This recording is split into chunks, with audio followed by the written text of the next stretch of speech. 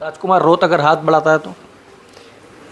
हमारे यहाँ तो आप जानते हो कि मिस्ड कॉल पर मेंबर बनता है व्यक्ति। हम सदस्यता अभियान चलाते हैं, कोई मिस्ड कॉल पर सदस्य बने, कहीं कहाँ दिक्कत है हमको।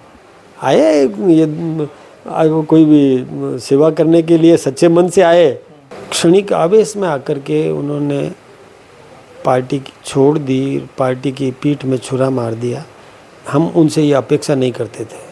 तो राहुल जी को भी थोड़ा बर्दाश्त करना चाहिए था, आवेश में आकर के, और विरोधियों से नहीं मिल जाना चाहिए था। देखिए, राठौड़ साहब बहुत मैच्योर्ड है, वरिष्ठ हैं, हमारे परिवार के वरिष्ठ सदस्य हैं। थोड़ा धैर्य भी रख लो, जिसको सम्मान मिलना है उसको सम्मान मिलेगा। आज मैं जिनके साथ हूं वो हैं भारतीय जनता पार्टी के सबसे युवा प्रदेश अध्यक्ष मदन राठौड़।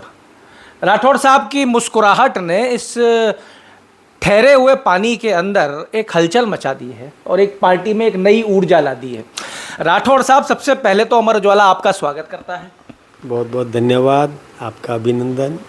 राठौड़ साहब, सबसे पहला सवाल कि आपका वो पहला भाषण जो आपने जयपुर आके दिया वो अब तक हमें याद है, और उस भाषण के केंद्र में केवल कार्यकर्ता था।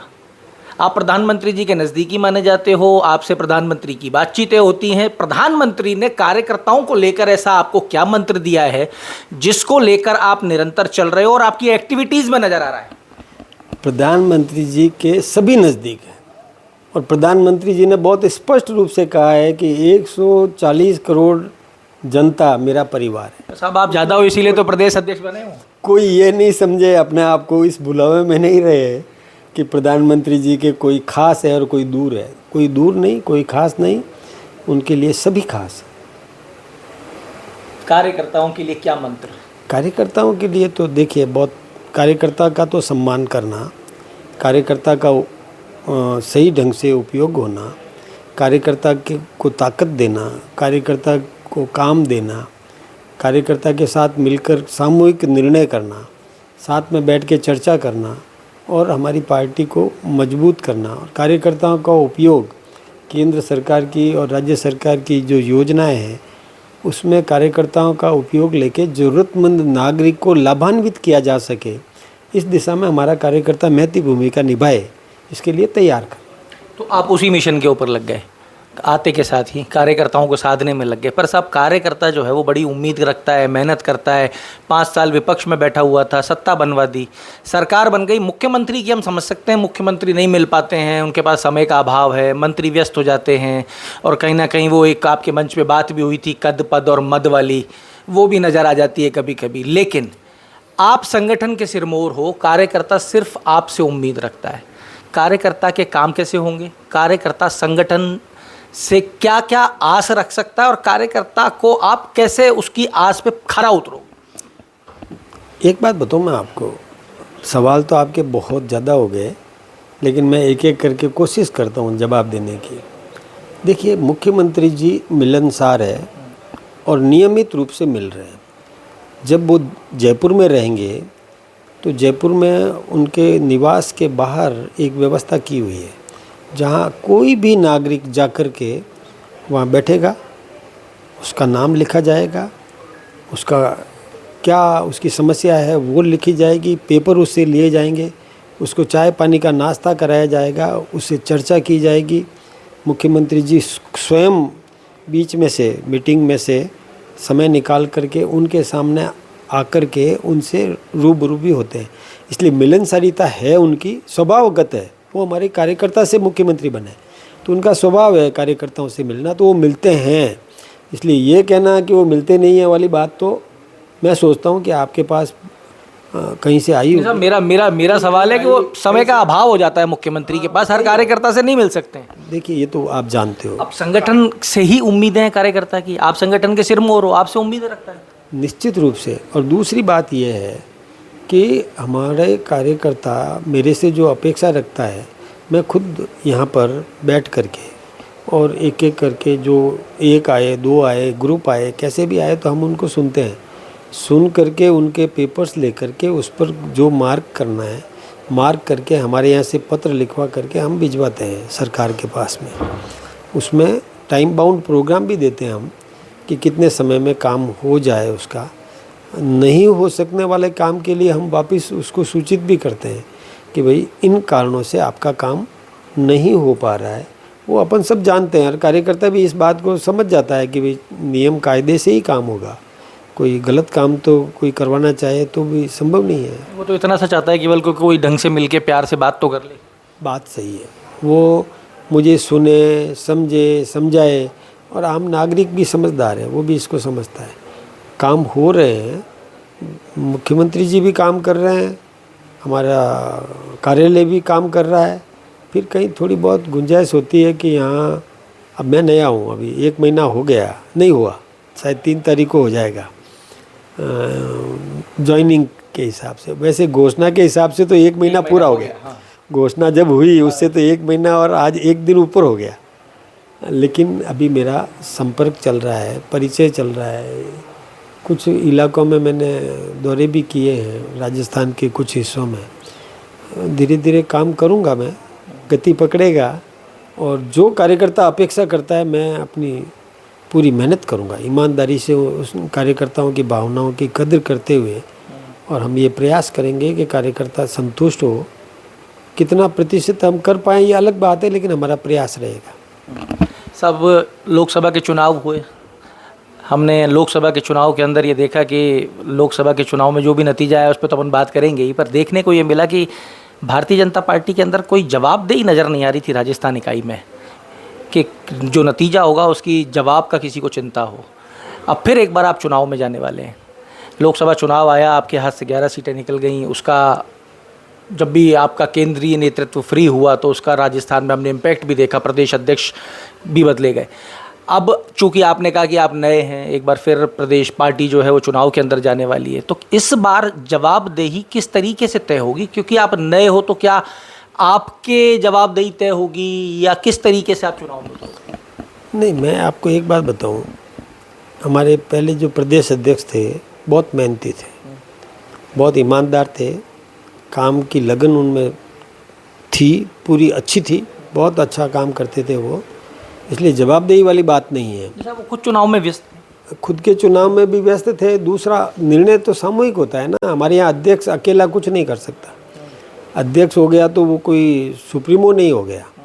अध्यक्ष सब वरिष्ठ अनुभवी लोगों के साथ बैठ के चर्चा करता है, चर्चा करके सामूहिक जो एक निर्णय होता है उसका प्रस्तुत भले ही अध्यक्ष के माध्यम से करवा दो, लेकिन वो केवल निर्णय सामूहिक है, उसी निर्णय को वो पेश करता है। इसलिए कोई जवाबदेही तो है तो पूरी पार्टी की जवाबदेही है। बिल्कुल ठीक बात है। और आगे भी यदि आप समझें कमी होगी तो मदन राठौड़ की होगी, अच्छा होगा तो पार्टी का अच्छा होगा। 6 उपचुनाव में आपको जाना है और 6 की 6 ऐसी सीटें हैं जहाँ पे बड़ी दिग्गज लोगों का रोल नज़र आता है। अब दौसा की बात कर लें, दौसा में आपके पास में डॉक्टर किरोड़ी लाल मीणा हुआ करते थे, वो नाराज़ चल रहे हैं। अब अगर नाराज़गी चलती रहेगी और ये उपचुनाव निकल जाएगा इस नाराज़गी में, तो कैसे चलेगा? आपके पास शायद सूचना सही नहीं है, वो नाराज़ नहीं है। वो उन्होंने खुद ने कई बार कहा, खुल करके बोला किरोड़ी लाल जी ने कि मैं न तो सरकार से नाराज़ हूँ न मेरी पार्टी से नाराज़ हूँ, मैं अपने आप से नाराज़ हूँ। वो अपने आप से भी नाराज़ उन्होंने गलत कहा है। उनकी कोई कमी नहीं थी तो अपने आप से भी नाराज़ होने की ज़रूरत नहीं है। उन्होंने अच्छे काम किए, अच्छे काम कर रहे हैं, ईमानदार है, मेहनती है, काम कर रहे हैं ना। नाराज़गी केवल भावुकपन उनमें है, वो भावुकपन के कारण से कि ये सीट नहीं जीत पाए तो उन्होंने वो थोड़ा कर दिया, लेकिन काम कर रहे हैं, वो आज भी काम कर रहे हैं। वो संघर्षशील व्यक्ति है। तो ऐसा में आपको मदद मिलेगी डॉक्टर? पूरी पूरी पूरी पूरी मिलेगी। उन्होंने खुल के बोला भी है, खुल के बोला भी है और पूरी मदद मिलेगी। वो हमारी पूंजी है, हम उसका उपयोग करेंगे ना भाई। दूसरी सीट की बात कर लें साहब, राजकुमार रौत की एक सीट है 84। अब वो सीट जो है एकदम से ज़बरदस्त उसके अंदर आ गई। आपके प्रदेश प्रभारी ने एक बयान भी दे दिया कि हम हो सकता है राजकुमार रौत एक अच्छे नेता हैं, उनको भाजपा में होना चाहिए, उनको आ जाना चाहिए, विकास होगा। तो अब 84 की सीट को किस तरीके से देखें? पहले तो मैं एक बात निवेदन करूं आपको कि कभी भी हमारे प्रभारी ने ये नहीं कहा कि उसको हमारी पार्टी में आ जाना चाहिए, ऐसा नहीं कहा। जहाँ तक वो जो एक जिस टिप्पणी की आप बात कर रहे हैं, उन्होंने केवल इतना कहा था कि महत्वाकांक्षा होती है और महत्वाकांक्षा में राजकुमार जी चुनाव जीत गए, कोई दिक्कत की बात नहीं है। अब वो उस जनता की सेवा करे, और जनता की सेवा वो कहाँ बैठ के कर सकते हैं, किसके सहयोग से कर सकते हैं? कांग्रेस क्या दे सकती है उनको? हमारी सरकार है तो उनको हमारी सरकार से स्नेह रख कर के और यहाँ से विकास की योजनाएं स्वीकृत करवाना चाहिए, ये उन्होंने कहा। ये उनका अपना विचार था। उन्होंने एक सलाह दी, बुजुर्ग होने, वरिष्ठ होने के नाते एक नौजवान को उन्होंने सलाह दी कि आप सही काम करो, सही ढंग से जनता की सेवा करो। ये सलाह देते ही हैं, उसमें कोई दिक्कत की बात नहीं है। ऐसा कभी भी नहीं कहा कि आपको हमारी पार्टी में आ जाना चाहिए, कभी भी नहीं कहा। और वैसे कोई व्यक्ति स्वतंत्र है, वो अपनी राजनीति करे, कोई दिक्कत की बात नहीं। उसको अपनी पार्टी करे, करते रहे, हम अपना काम करेंगे, वो अपना काम करे। हम अपने आप में सक्षम हैं, हम अपनी पार्टी को सुदृढ़ कर मान रहे हैं और आगे भी काम मिल बैठ के करेंगे हम लोग। उनको अपना काम करना उनको अधिकार है। आपने उनकी निजी राय तो बता दी, प्रदेश प्रभारी क्या, पार्टी की राय क्या है? पार्टी की राय यही है कि वो समाज को तोड़े नहीं, वो समाज को जोड़ने का काम करे, समाज को एक करने का काम करे। देखिए राजनीति होती है, करे ना, राजनीति करने का सबको अपना अधिकार है, लेकिन अपनी राजनीति चमकाने के लिए भाइयों में खाई पटक दो, मैं सोचता हूँ ये क्षम्य नहीं है। ये किसी भी प्रकार से करना नहीं चाहिए। एक बार तो क्षणिक लाभ ले सकते हो, दूरगामी इसकी बहुत बड़ी हानि होनी है। हानि देश को भी होगी और उनके खुद के व्यक्तित्व में भी होगी। इसलिए भाइयों के बीच में खाई मत बढ़ाओ, भाइयों को एक करो, और एक करने के बाद वो अपनी रीति नीति, कार्य प्रणाली, सेवा भावना, इसके आधार पर पनपे तो समझ में आता है। लेकिन मैं लड़ा करके और पनपूँ, ये तो वो अंग्रेज़ों की वो जो थी, फूट डालो और राज करो, ये मैं सोचता हूँ कि वो चले गए ना, अंग्रेज़ जाना ही पड़ा ना उनको। ज़्यादा दिन थोड़ी, ठीक है थोड़े दिन राज कर लिया, लेकिन ये ज़्यादा दिन नहीं चलेगा। इसलिए मेरी, आपने कहा ना कि निजी आपकी क्या सलाह है, मेरी सलाह ये है कि प्लीज़ आप पनपो, मेहनत करो, मुझे कोई दिक्कत नहीं है, सेवा करो, मुझे कोई दिक्कत नहीं है, समाज को तोड़ो मत। राजकुमार रोत अगर हाथ बढ़ाता है तो? हमारे यहाँ तो आप जानते हो कि मिस्ड कॉल पर मेंबर बनता है व्यक्ति। हम सदस्यता अभियान चलाते हैं, कोई मिस्ड कॉल पर सदस्य बने, कहीं कहाँ दिक्कत है हमको। आए ये कोई भी सेवा करने के लिए सच्चे मन से आए तो हमें कहाँ दिक्कत है। हमने कभी भी ये नहीं कहा कि आओ, हमने ये कहा कि शुद्ध मन से आओ। कोई भी आए, हमारी रीति नीति पंच निष्ठाओं का ध्यान रखे, समाज को सर्वांगीण विकास की कामना करे, सर्वे भवन्तु सुखिनः का भाव लेकर के चले, सबके विकास की कामना लेकर के चले तो स्वागत है। सब झुंझुनू की एक सीट पे और चर्चा कर लेते हैं। राहुल कस्वा ने काफ़ी नुकसान किया था चूरू से लेकर आगे तक की बेल्ट पे। अब राजेंद्र राठौड़ साहब के तो खुद के जो समर्थक हैं वही सोशल मीडिया के ऊपर आपके विरोध में नज़र आ रहे हैं। तो अब झुंझुनू सीट पे फिर आप उपचुनाव में जाओगे तो इस बाधा से कैसे पार पाएंगे? आपने राहुल जी की बात करी। राहुल जी के हमारे बहुत अच्छे संबंध हैं, मेरे मित्र हैं वो। उनके पिताजी भी राम सिंह जी की हम बहुत इज्जत करते हैं, बहुत समझदार नेता थे। क्षणिक आवेश में आकर के उन्होंने पार्टी छोड़ दी, पार्टी की पीठ में छुरा मार दिया। हम उनसे ये अपेक्षा नहीं करते थे।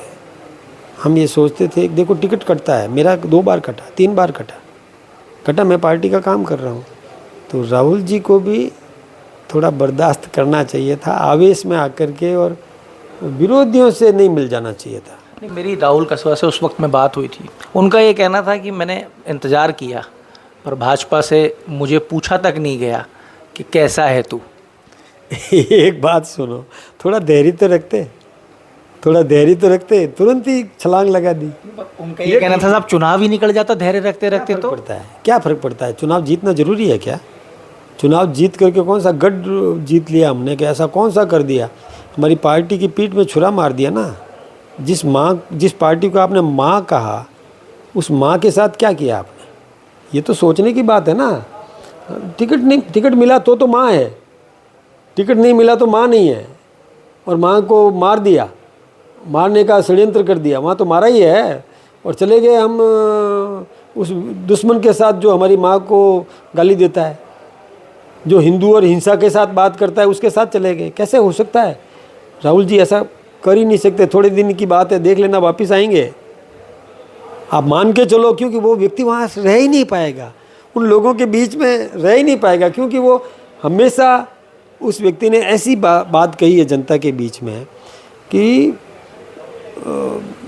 मतलब वो कैसे उसका वो कांग्रेस के जैसे राहुल जी ने कह दिया हिंदू हिंदू हिंसा हिंसा, तो उस समय उनका मन रोया होगा, राहुल जी का मन रोया होगा कि मैं कहाँ आ गया यार, किन लोगों के बीच में आ गया।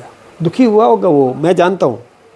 राहुल जी भावुक भी हैं, थोड़े मन में उनके प्रति, हिंदुत्व के प्रति एक आदर का भाव भी है।